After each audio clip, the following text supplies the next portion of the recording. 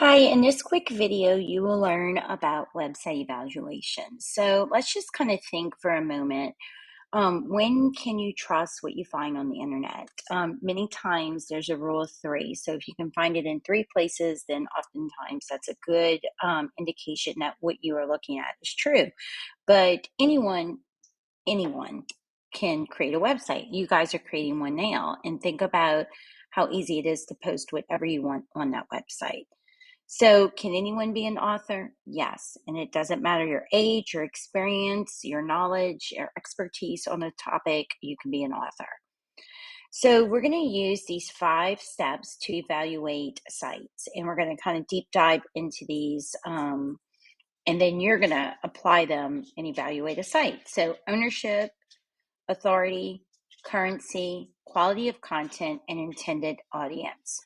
So ownership. Sites which do not make this information clear should not be trusted. So if we don't know who the owner of the site is, it's kind of hard to trust that site because anyone, as we said, can be an author. You can click on this link here and you can actually find who is the owner. Sometimes companies pay to keep information private. But it's just a good habit to just go on there and see who actually owns it, who owns the URL, the domain, that website.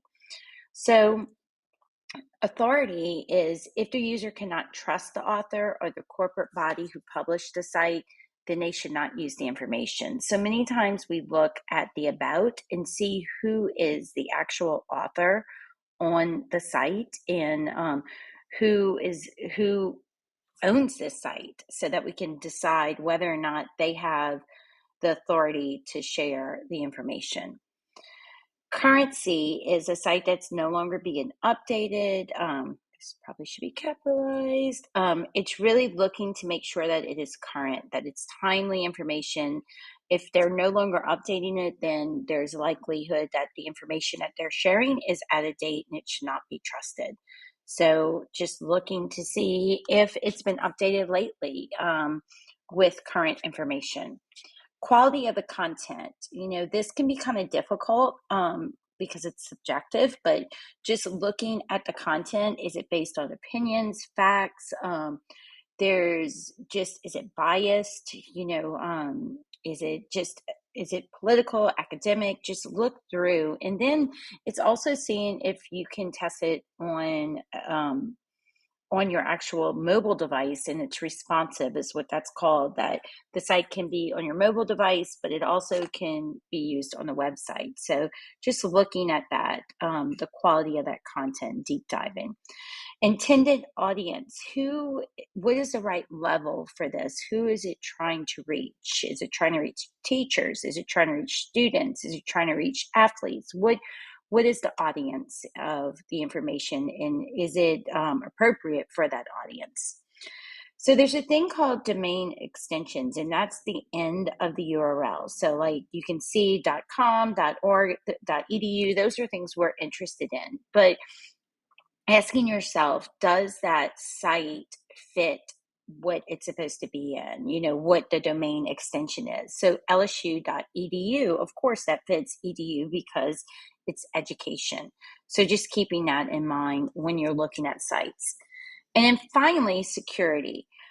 This is important because nowadays cybersecurity is running rampant. So what you do is you look at the site and you where the URL is posted, and you see what it has. Like you can see right here, this says it's not secure, but it has that little triangle and an exclamation point. And the reason why is because it's personally owned by me and it's something I'm creating, and it's in Google, and it's just telling you, hey, this could have a potential virus. So it's just like a warning that anybody can post anything, and there could possibly be potential virus. I'm hoping that the ones that you look at have this lock, and that just means that they've paid for extra security on the site to make sure that it's safe, and your information, like if you have to put private information in, it's all protected. So these are just things to kind of really be looking for when you're on any site besides just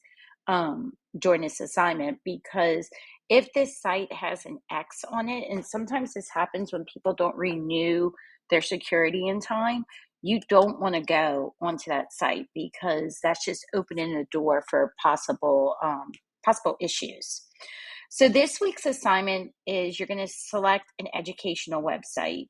It can be if it's something that you have a passion for or your site is about, or you're studying right now, that is fine. You can select that site because I want you to have ownership and enjoy what you're doing. Once you do that, you're going to make a copy, of this Google slide and another video explain this assignment, and you're going to add the information based on reviewing the site. If you have any questions, reach out.